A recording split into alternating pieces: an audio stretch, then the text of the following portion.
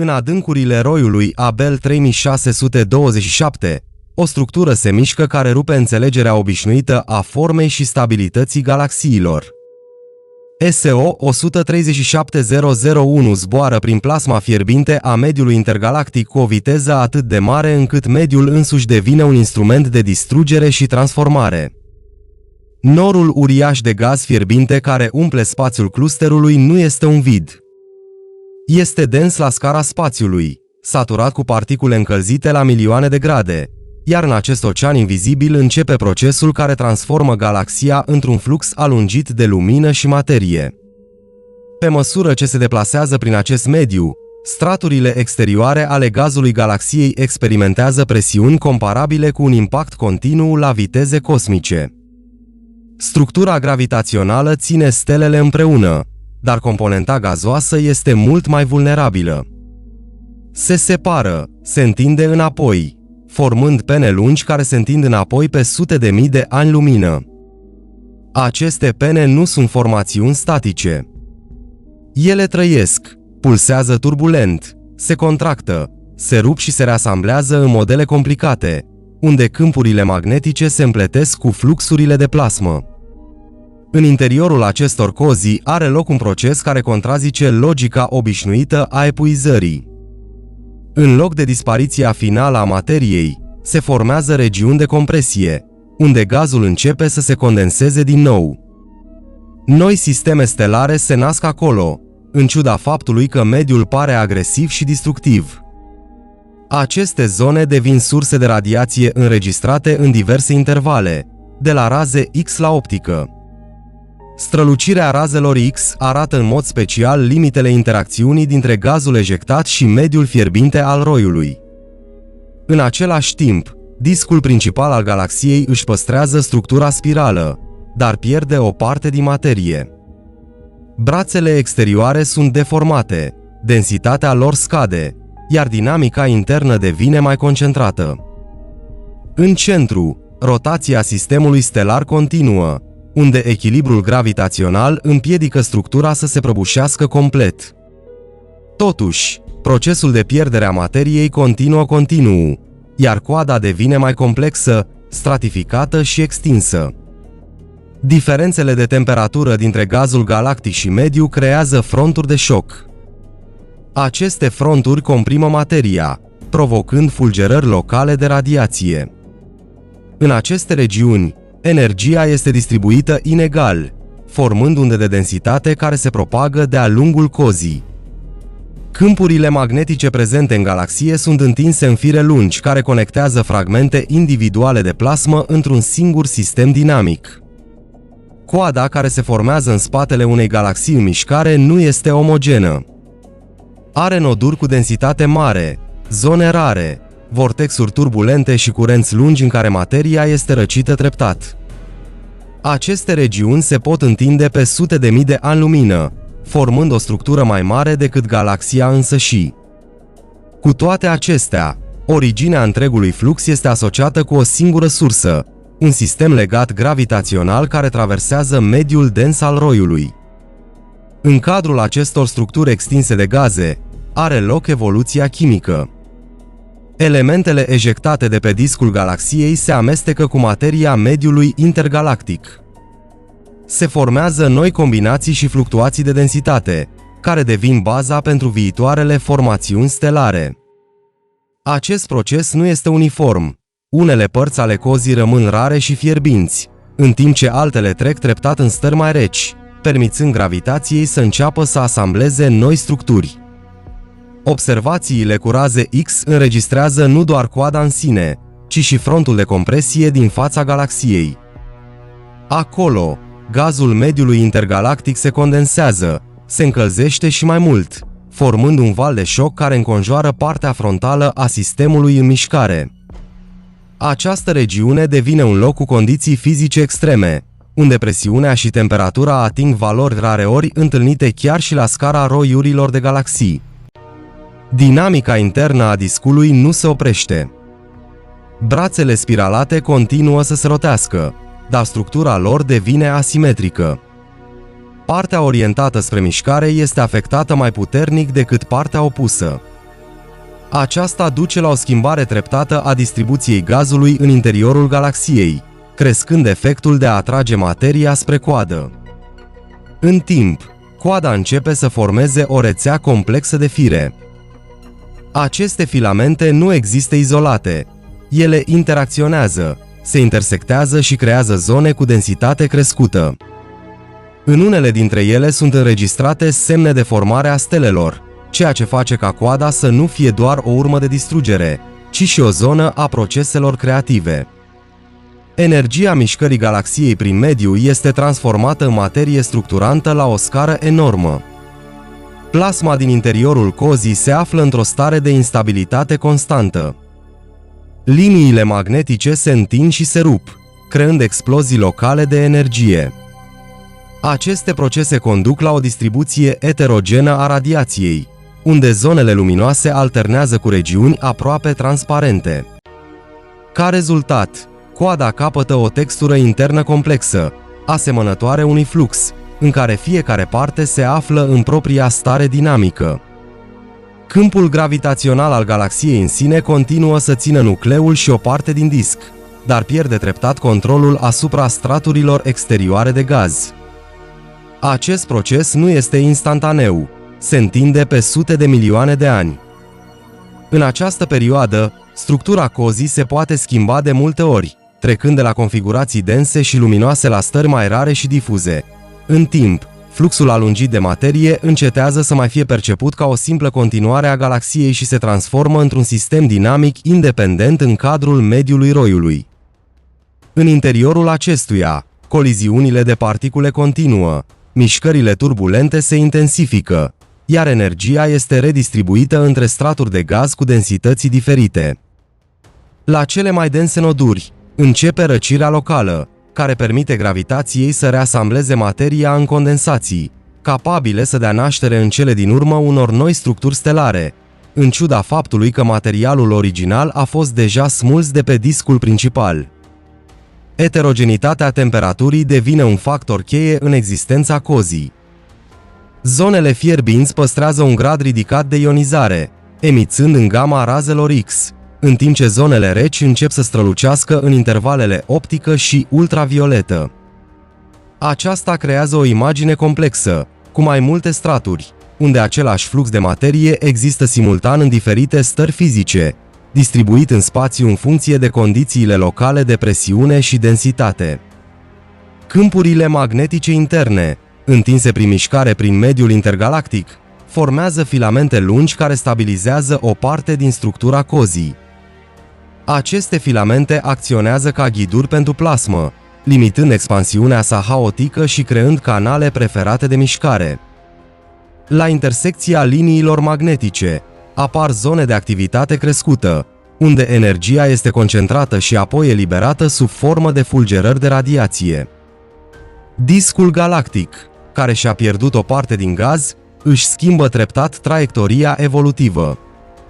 O scădere a rezervelor de materie rece afectează capacitatea viitoare de formare a stelelor în cadrul sistemului propriu-zis. Totuși, nucleul rămâne stabil datorită potențialului gravitațional dominant. Rotația stelelor continuă aproape neschimbată, deși învelișul exterior devine tot mai rarerat și asimetric. Partea frontală a sistemului, ciocnindu-se cu plasma densă intergalactică, formează un arc de șoc. Această regiune se caracterizează printr-o compresie extremă a gazelor, unde presiunea atinge valori care pot schimba complet starea materiei. Aici este încălzit la temperaturi la care atomii pierd electroni, transformându-se într-un mediu complet ionizat. Această graniță dintre galaxia în mișcare și gazul exterior devine o zonă de schimb constant de energie. Coada continuă să crească în lungime, urmând traiectoria mișcării. Forma sa nu rămâne stabilă. Vortexurile turbulente rup continuitatea structurii, creând fragmente separate, care apoi se reconectează sub influența gravitației și a forțelor magnetice. Aceste procese dau impresia unei dinamici de viață, unde fiecare parte a sistemului este în continuă schimbare. În unele regiuni ale cozii, densitatea materiei atinge valori critice, moment în care începe fragmentarea norilor. Aceste fragmente se condensează treptat, formând structuri protostelare. Deși se formează în afara discului principal al galaxiei, ele moștenesc compoziția chimică a materialului original, îmbogățită cu elemente grele ejectate din regiunile interioare ale sistemului. Observațiile cu raze X arată structura complexă a graniței dintre coadă și mediu. Aici apar zone de amestec, unde gazul fierbinte al roiului pătrunde în pâraele mai reci, creând regiuni de tranziție cu parametri fizici care se schimbă dramatic. Aceste regiuni sunt instabile și supuse unor schimbări constante legate de dinamica presiunii și debite. Influența gravitațională a roiului joacă rolul cadrului exterior în care are loc toată această evoluție. Nu doar că menține galaxia în interiorul sistemului, ci determină și natura mișcării sale. Traiectoria trece prin inhomogenitățile mediului, ceea ce intensifică procesele de compresie și întindere a materiei, făcând coada și mai complexă și mai extinsă.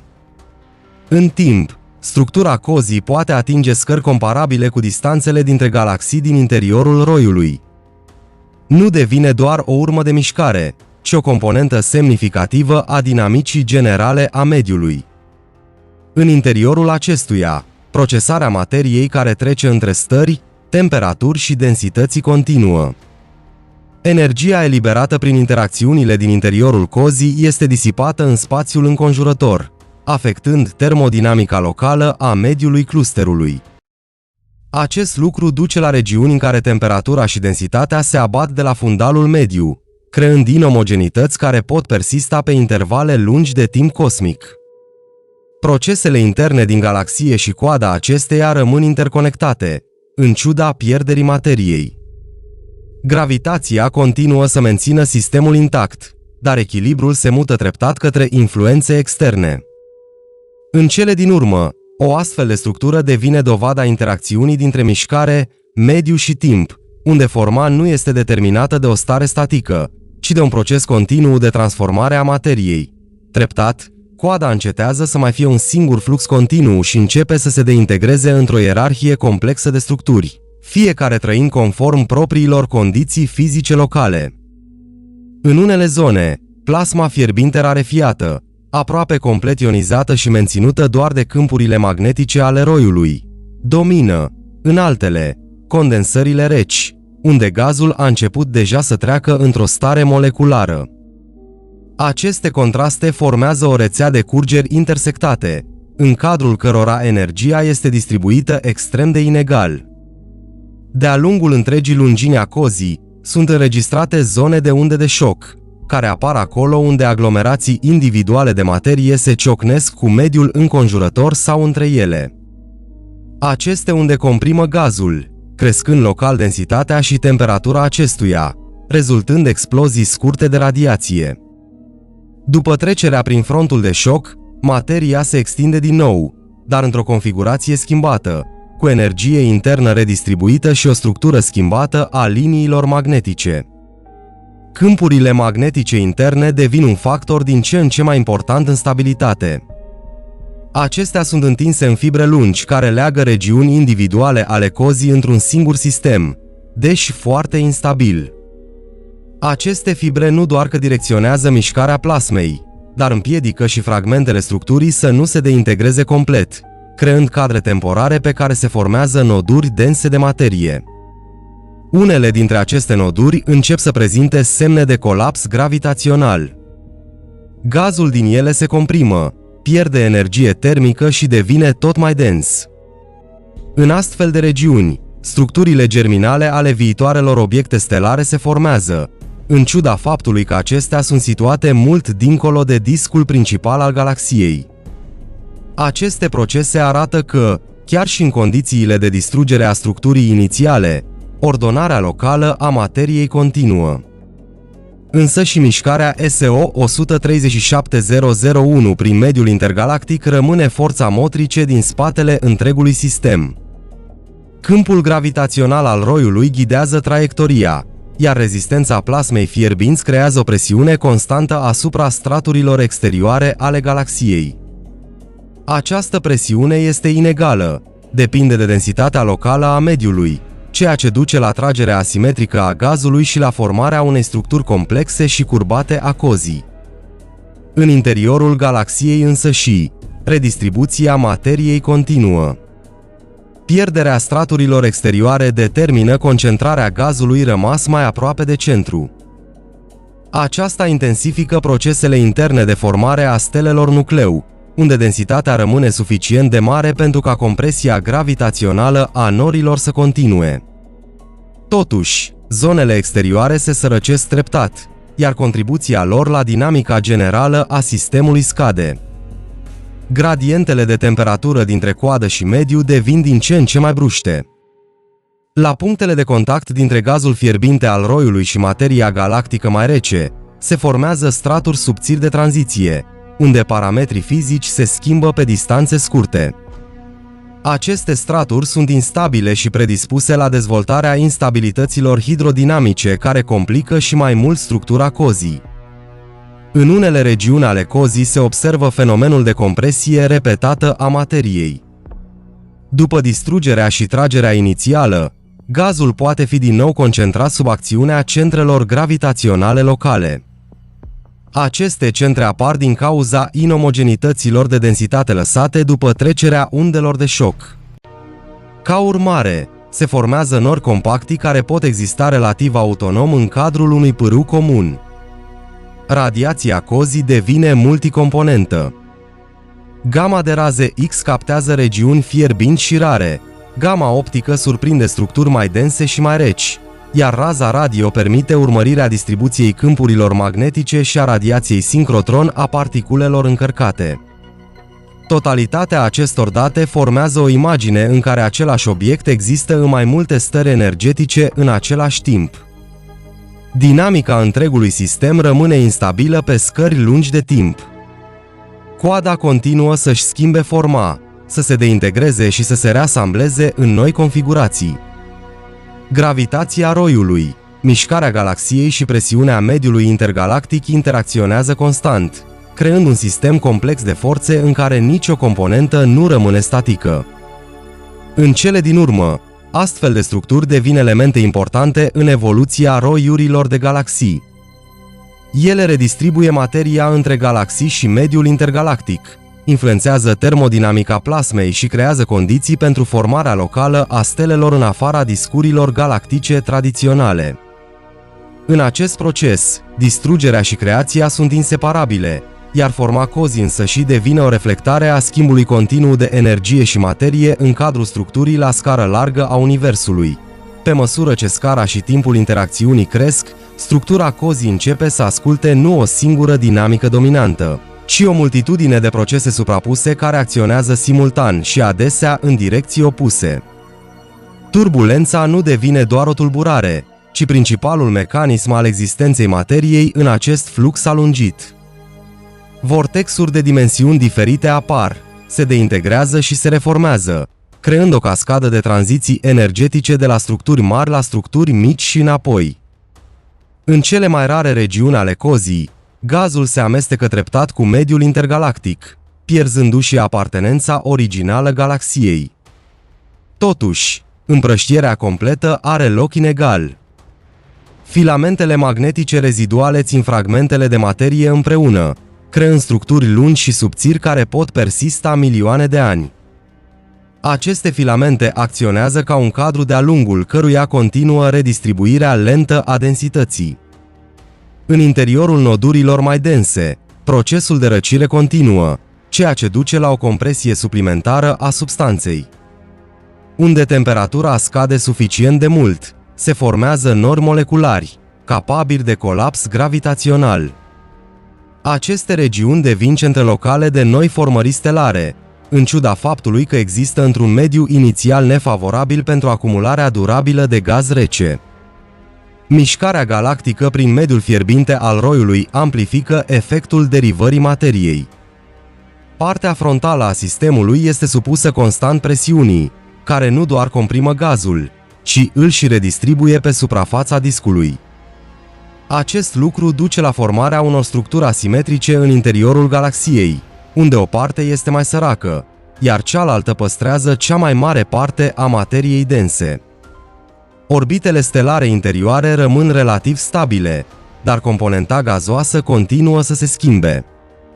Fluxurile de materie din interiorul discului devin mai direcționale, cu o deplasare clară spre coadă.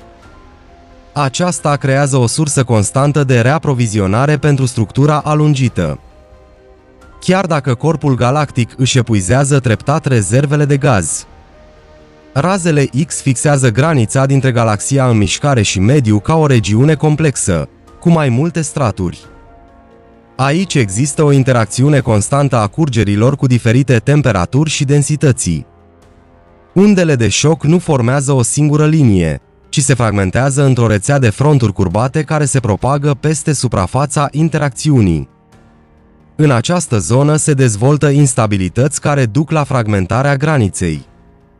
Materia cu densități mai mari pătrunde în mediul mai puțin dens sub forma unor structuri asemănătoare degetelor, în timp ce plasma din jur curge în jurul lor, creând modele hidrodinamice complexe. Aceste procese sporesc amestecul substanței și accelerează transformarea structurii cozii. În timp, coada devine nu doar o urmă de mișcare, ci o componentă dinamică completă a clusterului. Aceasta afectează distribuția energiei, densității și câmpurilor magnetice din mediu. În unele regiuni ale clusterului, astfel de structuri pot interacționa între ele, creând configurații și mai complexe ale fluxurilor de gaz. În interiorul galaxiei însăși, condensarea treptată a regiunii centrale continuă. Pierderea gazului extern duce la creșterea densității relative a nucleului, ceea ce poate amplifica procesele interne de formare a stelelor. Totuși, acest proces este limitat de cantitatea de materie rece rămasă și nu poate compensa pierderea globală de masă. Coada, la rândul ei, continuă să evolueze. Structura sa devine tot mai fragmentată, dar în același timp păstrează direcția generală stabilită de mișcarea galaxiei. Fragmentele individuale se pot desprinde și pot exista ca nori independenți de gaz în interiorul clusterului, dizolvându-se treptat sau participând la noi procese de compresie și răcire. Câmpurile magnetice continuă să joace un rol stabilizator, dar structura lor devine din ce în ce mai haotică. Liniile de tensiune se împletesc, se rup și se reconectează, creând o rețea complexă în care energia este distribuită inegal. Aceste procese afectează natura dinamicii radiațiilor și a plasmei la toate scările. Pe termen lung, astfel de sisteme devin un mecanism pentru redistribuirea materiei în interiorul roiurilor de galaxii. Materia smulsă dintr-o galaxie nu dispare, ci este inclusă într-un ciclu general de reciclare, unde poate deveni parte a unor structuri noi, nori sau sisteme stelare. Astfel, coada încetează să mai fie doar o urmă de distrugere și devine un element activ al evoluției cosmice.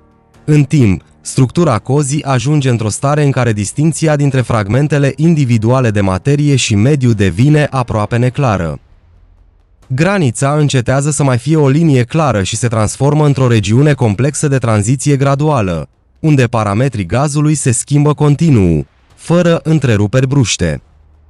Această condiție apare din cauza amestecării repetate a fluxurilor, undelor de șoc repetate și expunerii constante la câmpuri magnetice care redistribuie energia la toate scările. În interiorul celor mai stabile fragmente, compresia gravitațională lentă continuă. Aceste regiuni devin din ce în ce mai compacte, iar în unele dintre ele se formează carote dense cu viață lungă, care pot persista chiar și după distrugerea parțială a gazului din jur. Astfel de structuri pot experimenta schimbări semnificative în mediul extern, rămânând legate de propria gravitație și configurații magnetice locale. Fluxul principal de coadă își pierde treptat uniformitatea inițială.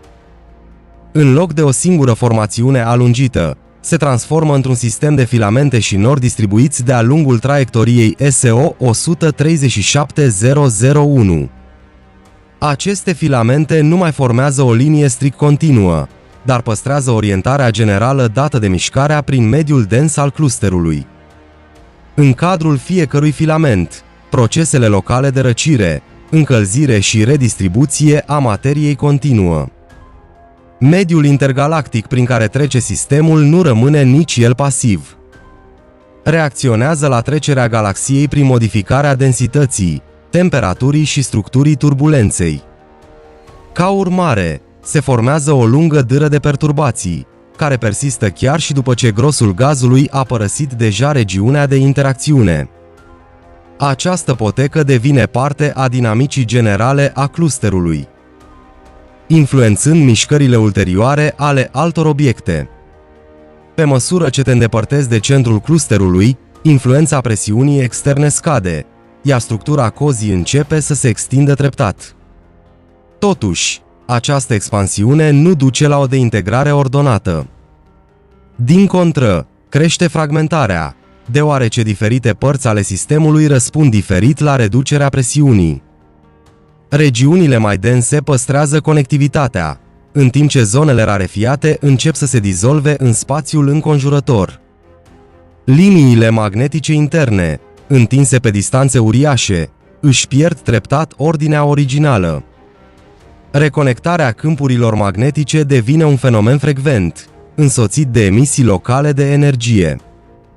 Aceste emisii afectează dinamica plasmei, creând noi perturbații care realiniază din nou structura cozii. Astfel, sistemul rămâne într-o stare de procesare continuă a sinelui. Formarea stelelor, care are loc în interiorul celor mai dense fragmente, modifică treptat compoziția chimică a gazului din jur.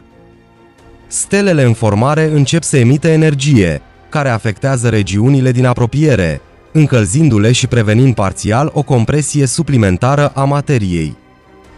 Aceasta creează zone locale de echilibru între colapsul gravitațional și încălzirea energetică. În timp, coada încetează să mai fie exclusiv o consecință a mișcării galaxiei și devine un element structural independent al roiului. Participă la redistribuirea masei, energiei și câmpurilor magnetice, legând diferite regiuni ale mediului intergalactic. În această stare, nu mai poate fi separată de dinamica generală a sistemului din care face parte. Etapa finală a evoluției acestor structuri nu este dispariția, ci dizolvarea diferențelor dintre componente.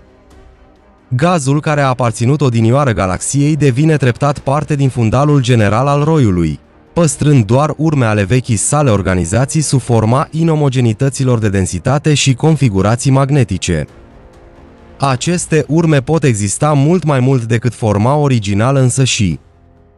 Astfel, coada rezultată din mișcarea prin mediul intergalactic fierbinte devine un mecanism de redistribuire a materiei la scară gigantică. Ea leagă procesele de distrugere și creație într-un singur lanț, unde fiecare etapă devine baza următoarei. Iar în această mișcare continuă a materiei, caracteristica principală a acestor sisteme este păstrată: transformarea constantă fără dispariția finală a formei.